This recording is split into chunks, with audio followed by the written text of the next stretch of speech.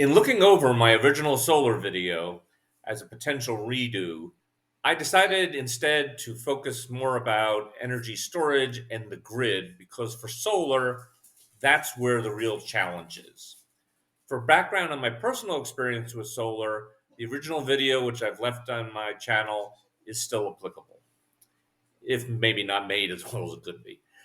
Let's start with how power demand varies over the course of a day. No surprise that demand goes up as people get off work, and no surprise that this poses a challenge to solar.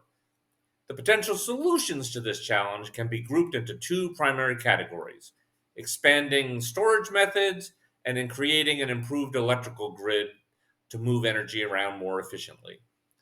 Starting with the storage problem, it becomes very clear that's not a quick and easy solution. To use my personal example, my system doesn't have a storage capacity.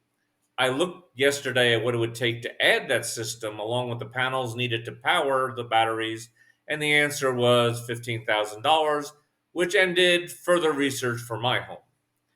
The analogy applies to solar at a utility level to some extent. For battery storage, the solar is going to need to be at peak efficiency for it to be economical. If storage costs come down further, that's going to help. But even then, building out that capacity is going to take time and money. See my video on the Global Hawk and why projects don't happen in a week or a day. It takes many years. Other storage methods are talked about, but they're not actively being implemented. For the next 15 years, it's going to be a true statement that natural gas plants are going to be needed to handle power grid fluctuations. How much? That's going to vary by the location. And it could even end up being longer depending on how power costs change.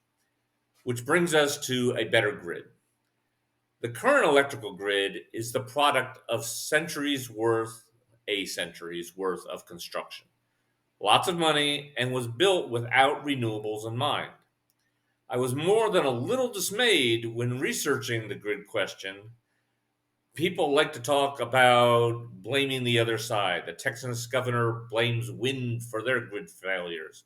The Rocky Mountain Institute proposes a demand management solution that is totally detached from reality.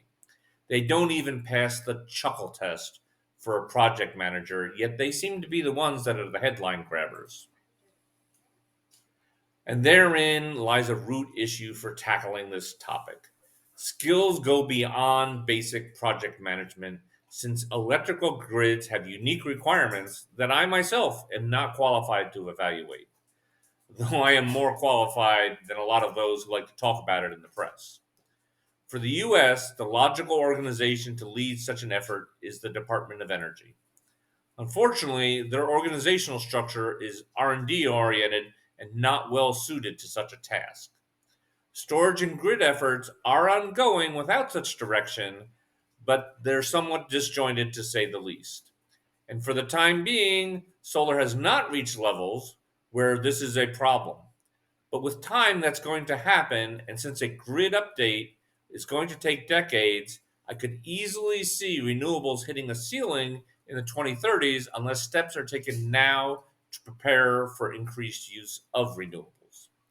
My next video is going to review how military organization structures separate functions and how this might be applied to the Department of Energy to address this issue.